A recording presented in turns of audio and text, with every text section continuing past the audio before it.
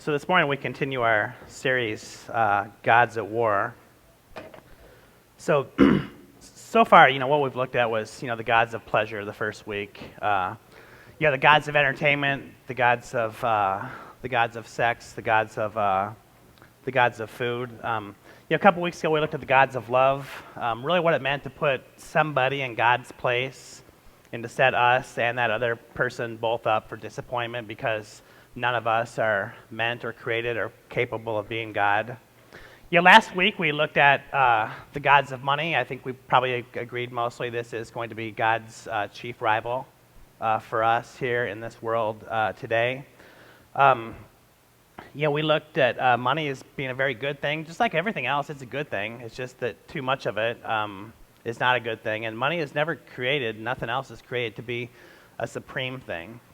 So today what we're going to look at is the gods of power and the gods of success. Now just think about that in your life.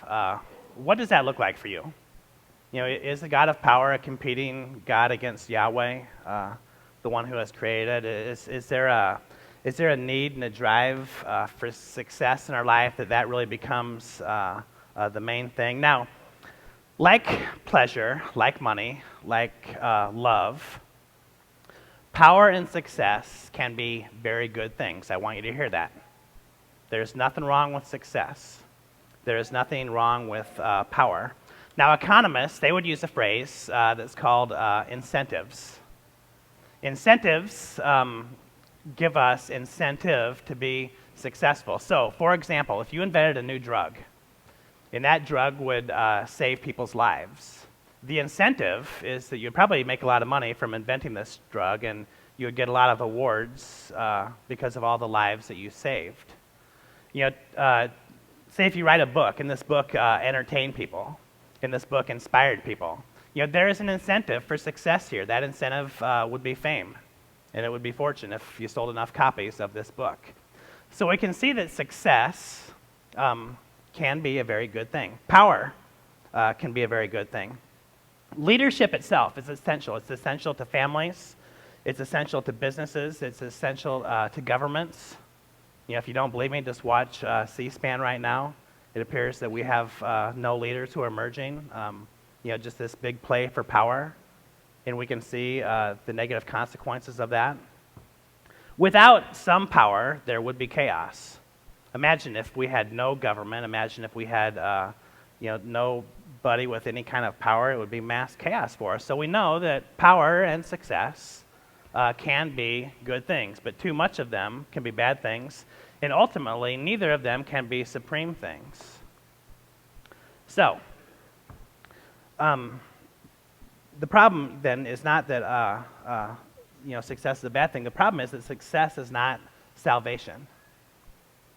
And the problem is that power is not grace. Now, did any of you read about Madonna this week? She kind of talked about her early life and what her current life is like, and I thought it was fascinating because it's exactly what we're talking about. She talked about basically her addiction to success.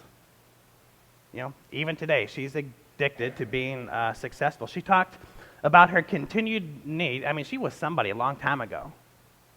But she's talked about her continuing need to continue to be somebody. She talked about how the driving force behind her is not joy, but it's fear. The fear that she's going to become irrelevant.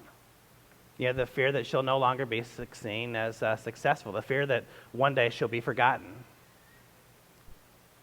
Now think about that for you. What is it that drives you? Do you do what you love to do? Do you wake up every day passionate about getting to do the things that you really feel God is leading you to do? Or is it fear? Fear that we may lose our job, fear that we may become irrelevant, fear that we may not be esteemed or loved anymore. We may have a fear that we're not perceived as a good parent. We may have a fear that we're not advancing in our job like that the way that we should. We may fear, if you're a student, that if you don't get good grades or you don't do well in sports, you might not get into the right college, and you're never going to be somebody. So we can see that success, it can drive us, and it can drive us in a very healthy way, joy and compassion, or it can drive us in a very unhealthy way, fear. Do you ever see the movie, this is an old one, but you ever see the movie Chariots of Fire? I think it was back in the early 1980s, mid-1980s, and one of the two runners that they featured in the movie, it's really interesting, and I didn't know this at the time, but I've watched it since, and he talked about like how he really ran, and the reason he ran is not because he loved running, it was because he was an addict. He was an addict to the fame that it brought him. He was an addict to the riches that it brought to him. And right before he ran in the 1924 Olympics, here's what he said. He says, "I'm 24 years old, and you would have never known it. I'm in pursuit of something, and I haven't have a clue what I'm chasing. In a few days, I'm going to run down this 2-foot wide, 100-meter long corridor, and I'm going to try to justify my existence in just over 10 seconds." So here's this man, one of the most successful athletes in the world at the time, running in the Olympics in probably the most prestigious of all the races, the 100 meters. He's trying to become the world's fastest man. He's trying to justify his existence by being faster than everybody. Now, even if he ended up winning the race, which he did, even if he ended up winning the race, 4 years later there's going to be another Olympics, and somebody's going to be faster than him. So therefore, all of a sudden, the thing that justified his existence is no longer his. And he keeps searching, he keeps chasing. Now, I wonder how many of us are looking for something other than God to justify our existence. Are you looking for something to justify your existence other than God himself? It might be a job, it might be a business, it might be straight A's on a report card, it might be a position in community leadership. It could be your ability to do something better than most anybody else can do it. It could be an image that we're trying to build so that people will admire us. It could be the approval of others. It could even be the right friendships. If we're successful in our friendships and we know the right people, everyone is going to admire us because of the people that we hang out with. Now, we're going to find out the hard way, or you can find out the easy way as well, that success and power cannot answer the most important questions of life. The most important questions of life are something like this. Who am I? Where does my worth really come from? How about this question, a question that we're going to have to face someday? How do I face death? Success and power do not answer, they can't even respond to those questions. But we live in a culture, and you know this as well as I know this. We live in a culture where number one is better than number two, and number two is better than number three. Now, today in the Bible, we're going to look at a man who was number one. He was a military general. He had probably been elevated to the point where he was a prime minister. The story is found in 2 Kings chapter 5, verses 1 through 16. If you got your Bibles, I encourage you to follow along. Otherwise, you can just listen along as well. Now, the man's name was Naaman, and we pick up in verse 1. The king of Aram had great admiration for Naaman. All right, so we already know here that Naaman was successful. The king had admiration for him. That right there, it just spells success. He was the commander of his army. So we know that he worked his way up. He worked his way up, from the bottom all the way to the top. He was the commander of the army. Because through him, the Lord had given Aram great victories. So again, he's got great victories under his belt. He's the general. He's the prime minister. He's the leader of the army. Not only is he the leader of the army, he's the leader of a successful army. Now, success gave Naaman security. It gave him security. He had a nice house. It was protected. He had enough money that he didn't have to worry about running out. He ran in the right circles and he knew the right people. Security was not an issue for Naaman. Or was it? We find in verse 2 that it was a huge issue for him and he didn't even know it. Verse 2, it says this: "But though Naaman was a mighty warrior, he suffered from leprosy." So imagine this. You are the prime minister of a country. Your job is to advise the king and lead the army, and the army is very successful. And then one day you wake up, and there's a spot on your arm.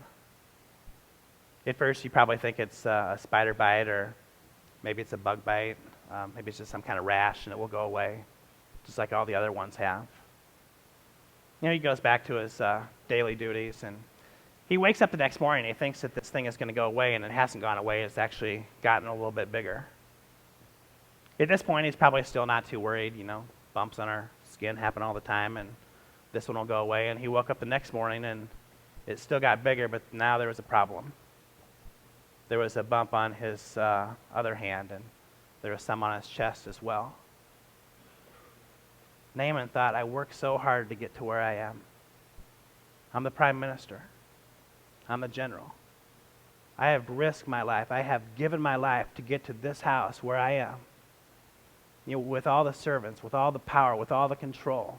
All the people love me because I'm a winner. And I got leprosy. And there's not a darn thing that anybody can do about it. Now Naaman realized that success is no longer security.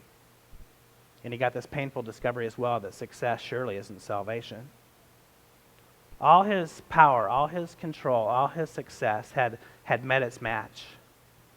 And leprosy declared checkmate over Naaman's life. He was out of moves. This was a disease, and it still is. It disfigures, it cripples, and it slowly kills its victims. His achievement rank, what they did is they made him an insider to any social circle that he wanted to be in. He could call the king, he could call the businessman, he could invite himself into their homes because of who he was. He was an insider. But now his disease made him an outsider. And you know what it's like to be an outsider, don't you? It's not very fun.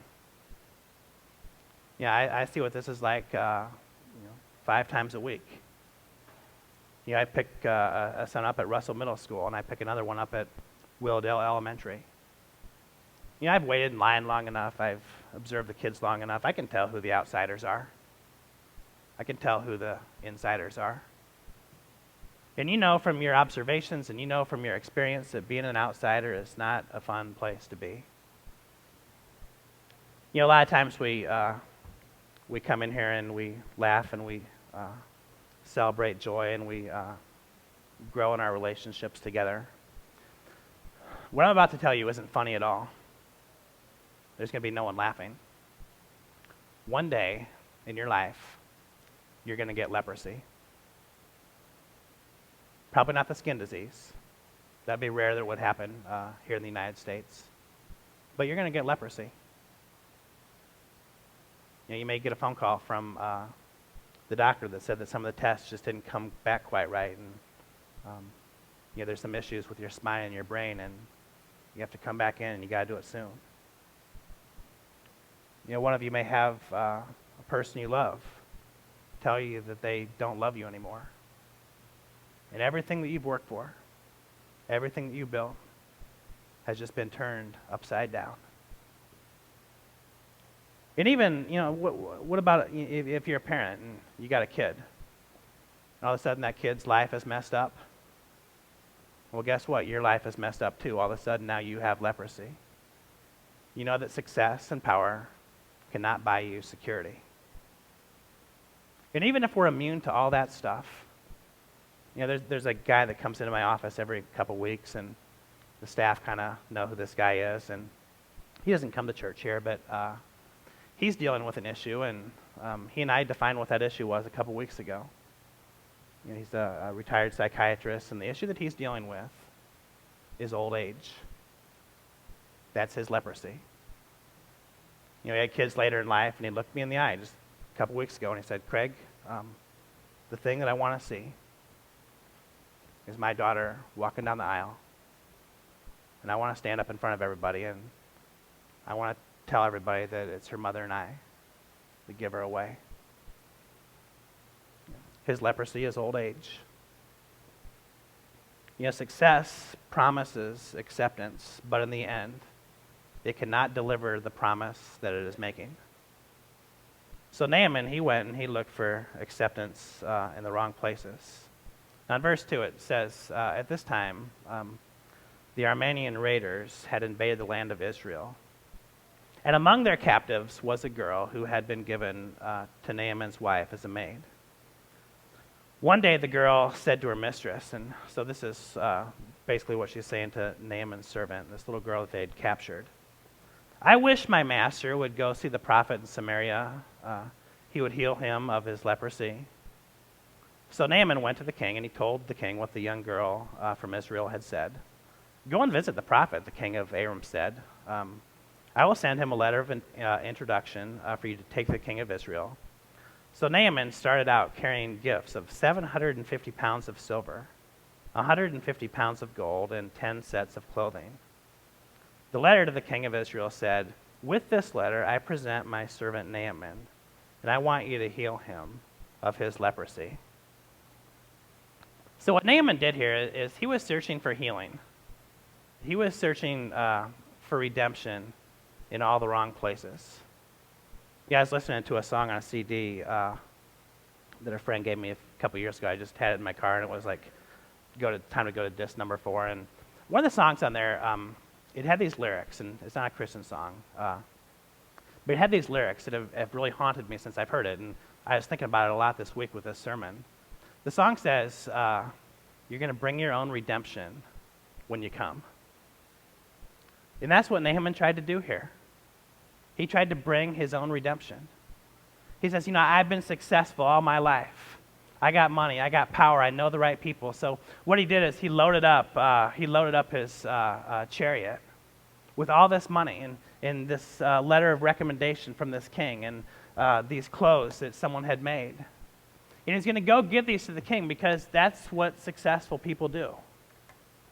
When success becomes our God, we believe that we can persevere through anything and everything. Now, Naaman believed this, and the king of Syria believed this, that if you live a good life, that God will bless you, and that God works through the successful people and not outsiders and not failures. So Naaman went to Israel trying to buy his own redemption. Although listen to what happened in verse 7. When the king of Israel read the letter, he tore his clothes in dismay and said, this man sends me a leper to heal. Now, can you imagine if you're the king, and all of a sudden this guy with leprosy comes to you? He has all this money. He has this letter from the king of the neighboring country. What would your reply be? And here's what his reply is. This man, the king, sends me a leper to heal. Am I God that I can give life and take it away? I can see that he's just trying to pick a fight with me.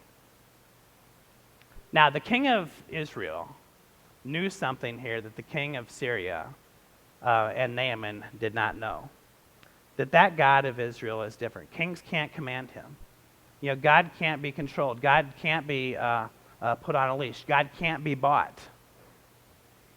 So then he asked the question. He asked the question that Naaman needed to hear. He says, am I God? And sometimes I wonder,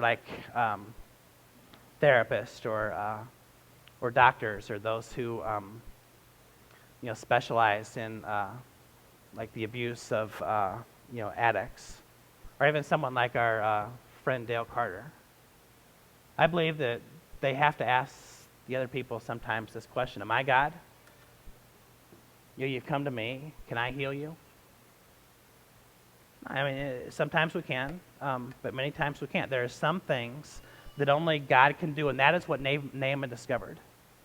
Naaman discovered that there are some things that only God can do. Success and power and control and self-image, they have their limitations. but God's grace is unlimited. Now, in verse 8, the story continues.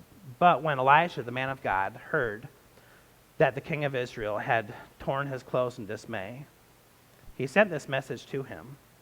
Why are you upset? Send Naaman to me, so he will learn that there is a true prophet here in the land of Israel. So Naaman went with his horses and chariots, and he waited at the door of Elisha's house. So Naaman at this time, and you can't really blame Naaman. Naaman is a desperate man. He has no choices. It appears that he's in checkmate and that he is all out of moves. So he goes and he waits in front of the door at Elisha's house. Now, this is really interesting. He doesn't go in. He waits. He's still using his success. He's still using his power. He's like, this guy's just a prophet in this country that's not all that great, and he needs to come out to me. I'm just going to wait here for him. Meanwhile, Elisha's in town or in his house, and he's like, I'm not going out there. I got better things to do. It's just kind of like one of those stalemates. So in verse 10, we pick it up. But Elisha, so here's what Elisha did. It's kind of passive-aggressive, but he sent a messenger out to see Naaman.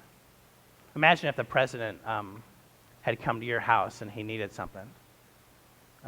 You wouldn't go out and see the president. You'd only send a messenger out to tell the president what you had to tell him. But Elisha sent out a messenger with this message, and this is the prescription for Naaman's healing.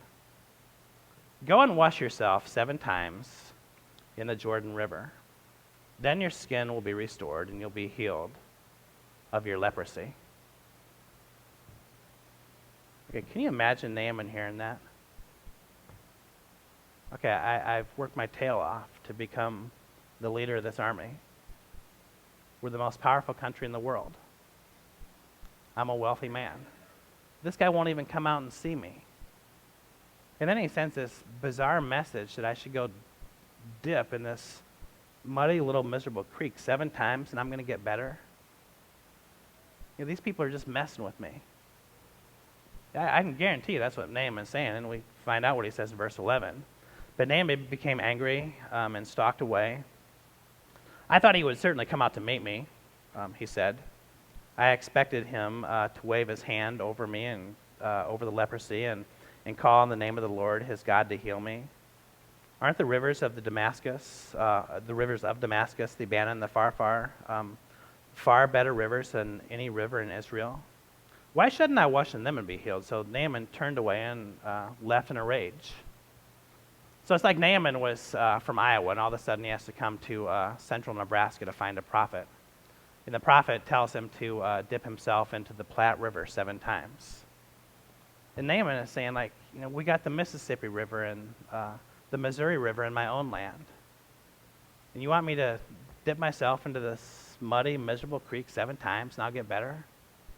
You can see why he goes away in anger. But you can see something else, too. Naaman is looking for something great. He's looking for something big. He's expecting big things, and he's asked to do a humble thing. In fact, he's not just asked to do a humble thing, he's asked to humiliate himself by dipping himself into this river 7 times. So here's how the story ends. But his officers tried to reason with him and said, Sir, if the prophet had told you to do something very difficult, wouldn't you have done it? So you should certainly obey him when he says simply, go and wash and be cured. So Naaman went down to the Jordan River and dipped himself 7 times, as the man of God had instructed him to do. And his skin became as healthy as the skin of a young child's, and he was healed. So have you ever touched the skin of a young child before? It's one of my favorite things to do with David. He's 6, and I love to touch his little forearm and his little cheek. And can you imagine emerging hopeless from this river and having skin that soft? Now, how did this happen for Naaman? Well, everything that Naaman had built his life upon, success, power, the esteem of others, it had to go away. There had to be a day when there were some guys behind him that were looking at him and they were laughing. You know, the chauffeurs that got him to Israel, they're like, there's no way this is going to work. Dip yourself into a river 7 times. Look how desperate, look how pathetic this man is. But Naaman, what he did is he didn't take 1 step of faith. Naaman took 7 steps of faith. So he marched into the river, got back out. He went back into the river. They're out there, he knows now what it's like to be an outsider. There's no way and Naaman doesn't even know if it's going to work. He's desperate. He's got no options. So it comes time for the 7th time, and he's like, well, this is my last hope. My life is out of my hands. You know, I've worked to get to where I am, but then the leprosy came, and now my life is in God's hands. My idol is no longer success. My idol is no longer power. Everything I am, everything that I have, everything that I hope is in the hands of the God who has created me. So Naaman takes 1 more step into the river, goes to where it's deep, he walks out, and all of a sudden, what he sees is restoration.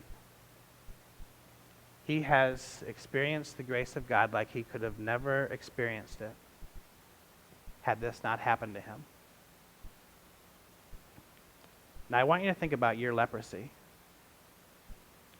And I want you to think about God's restoration.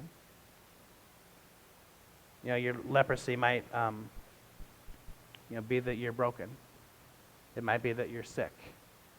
It might be that you're addicted. It may be that you're hurt. You know, I don't know what your leprosy is. I don't know what your leprosy is going to be.